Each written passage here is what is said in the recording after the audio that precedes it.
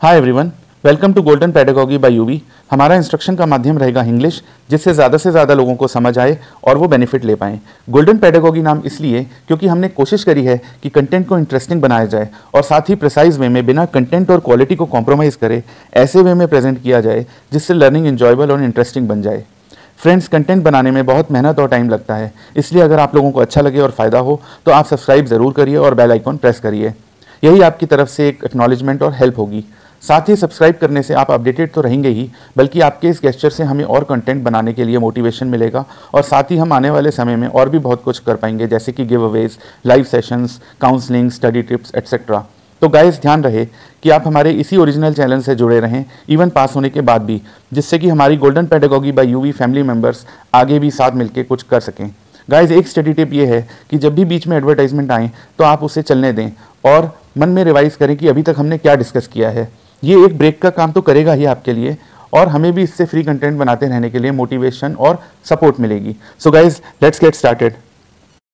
Subject है UP revenue code 2006 और topic है रिपील एंड एक्सेप्शन। गाइज, ये एक छोटा सा टॉपिक है, इसको डिस्कस कर लेते हैं। बेसिकली ये है कैसे पुराने लॉज रिपील हुए थे और क्या एक्सेप्शंस हैं इसमें यूपी रेवेन्यू कोड के। तो basically under section 230 all earlier laws stand repealed. 230 section ये कहता है कि जो भी पुराने लॉ थे यूपी रेवेन्यू कोड से पहले, वो सारे खारिज हो चुके हैं, रिपील हो चुके हैं। However, an act done earlier by authority and interest right title created और abolished shall not be affected in any manner.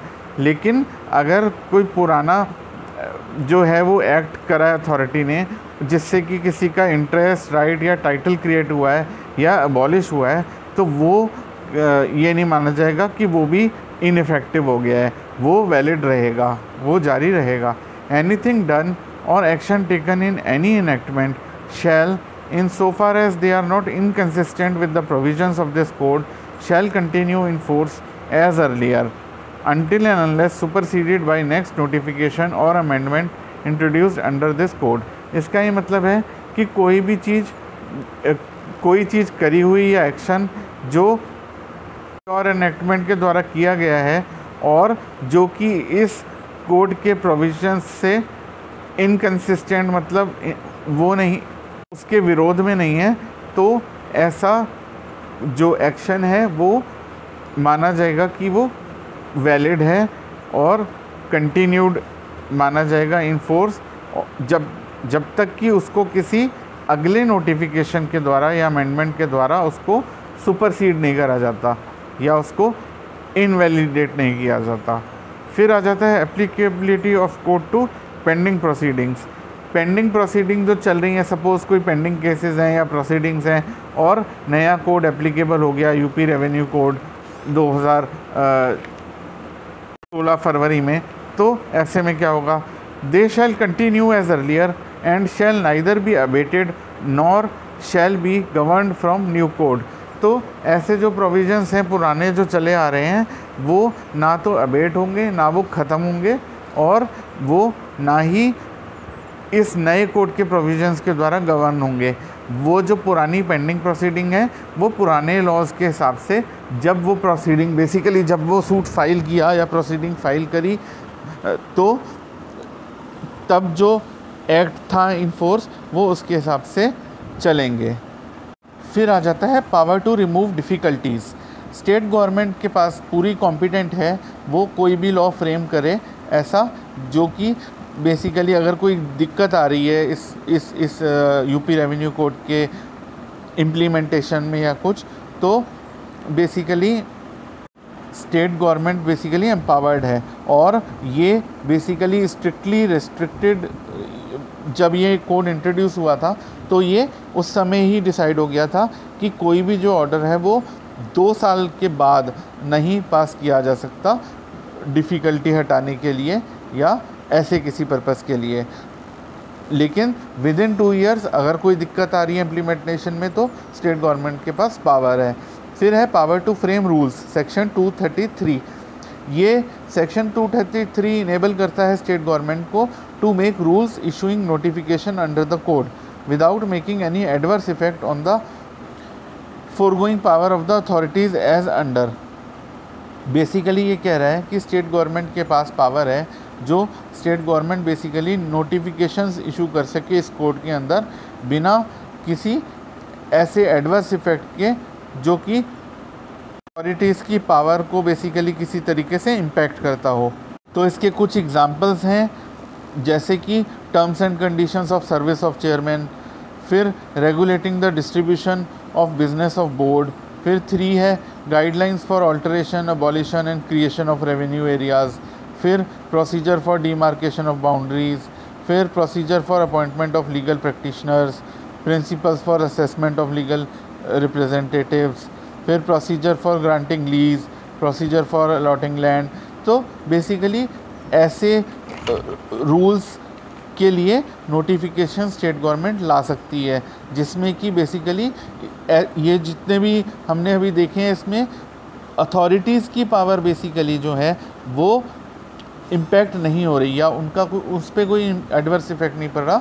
ये रूल्स एंड रेगुलेशन से रिलेटेड वाले मैटर्स के लिए स्टेट गवर्नमेंट ला सकती है इस सेक्शन के अंडर। फिर इसी में आगे ये है कि state government shall also provide for punishment and fine for breach of rules. State government अगर कोई रूल्स नहीं मानता, रेगुलेशंस नहीं मानता, तो स्टेट गवर्नमेंट उसके लिए पनिशमेंट और फाइन भी के प्रोविजंस भी ला सकती है। और इसमें करेंटली जो फ़ाइन है वो ये है कि फ़ाइन की जो मैक्सिमम लिमिट रहेगी वो 25,000 रहेगी, 25,000 रहेगी।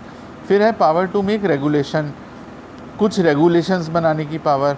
तो ये है कि बोर्ड ऑफ रेवेन्यू जो है वो फुल्ली कॉम्पिटेंट है रेगुलेशन बनाने के लिए स्टेट गवर्नमेंट के प्रायर अप्रूवल के बाद, मतलब स्टेट गवर्नमेंट का अप्रूवल लेना पड़ेगा, उसके बाद बोर्ड ऑफ रेवेन्यू जो है वो रेगुलेशंस बना सकता है।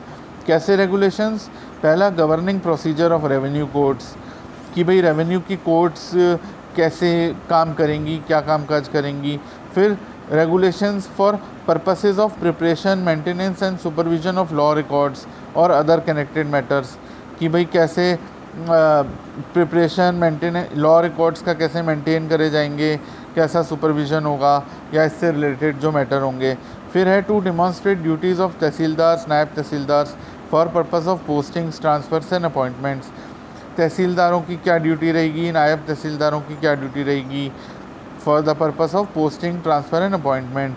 फिर to issue licences to the petition writers and other connected matters, जो पिटिशन लिखने वाले लोग हैं उनको लाइसेंस इशू करना।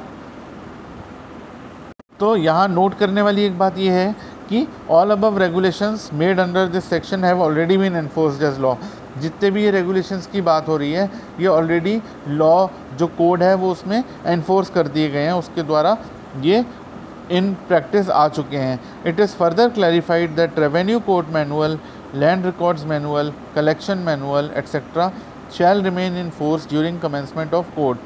ये आगे एक और चीज़ इंपॉर्टेंट ये है कि जो रेवेन्यू कोड मैनुअल हैं, लैंड रिकॉर्ड्स मैनुअल हैं, ये सारे जब ये कोड का कमेंसमेंट होगा, जब ये कोड एप्लीकेबल होगा यूपी रेवेन्यू कोड, तो अगर ये जो चले आ रहे हैं तो ये भी वैलिड होंगे, माने जाएंगे। Existence of these shall not be inconsistent to the provisions of code unless amended, rescinded और repealed by any subsequent regulations under this section. तो बेसिकली ये कह रहा है कि ये जितने भी land record manual, collection manual हैं, ये इस प्रेजेंट कोड के, यूपी रेवेन्यू कोड से इनकन्सिस्टेंट, इनका विरोधाभास नहीं होना चाहिए इसमें, अनलेस अमेंडेड, रिसाइंडेड और repealed by any subsequent regulations under this section. तो अनटिल अनलेस ये बेसिकली अमेंड ही हो गए या ये रिपील हो गए, जब तक ऐसा कुछ नहीं है तब तक ये वैलिड हैं और मान्य हैं। तो गाइस ये बेसिकली एक शॉर्ट में हमने डिस्कस किया रिपील एंड एक्सेप्शन के बारे में। इसमें हमने बेसिकली पॉइंट सारे कवर किए हैं और आप माइंड में ही बिठा लीजिए कि कैसे जो यूपी रेवेन्यू कोड आने से पहले उसमें कैसे कौन से सेक्शन में पुराने लॉज रिपील हुए हैं। तो ये पॉइंट्स अगर आप माइंड में रखेंगे तो आप इसको अच्छे से एक्सप्लेन कर पाएंगे। तो ये टॉपिक होता है ख़त्म। Thank you.